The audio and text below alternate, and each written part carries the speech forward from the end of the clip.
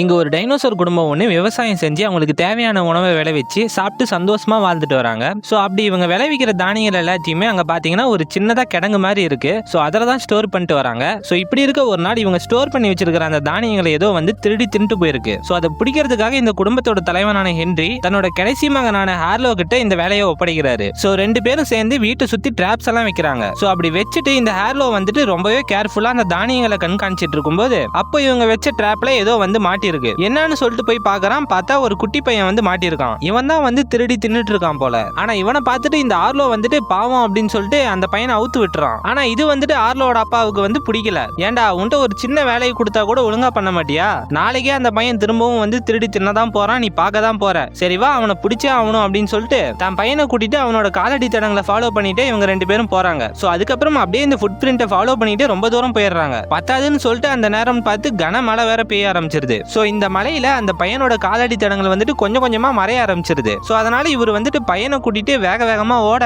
So அப்படி ஓடிட்டே இருக்கும்போது அப்போ எதிர்பாராத விதமா இப்ப பேஞ்ச மலையில அங்க பாத்தீங்கன்னா ஒரு பெரிய வெள்ளப்பெருக்கு வந்து ஏற்பட்டிருக்கு. அவ்வளவுதான். இதை இவர் பார்த்துட்டு மிரண்டு போயிட்டு தன்னோட பையனை எப்படியாவது காப்பாத்தியே ஆகணும்னு சொல்லிட்டு ஆர்லோவை எப்படியோ காப்பாத்தி இவர் வந்து அந்த வெள்ளப்பெருக்குல மாட்டிட்டு அப்படியே போயிடுறாரு. சோ அப்படியே கட் பண்ணா கொஞ்ச நாள் கழிச்சு காட்டுறாங்க. இங்க ஃபேமிலியில எல்லாரும் முகத்திலும் அப்படி ஒரு சோகம். ஏன்னா அப்பா வந்துட்டு இப்ப இல்ல இவங்க கூட.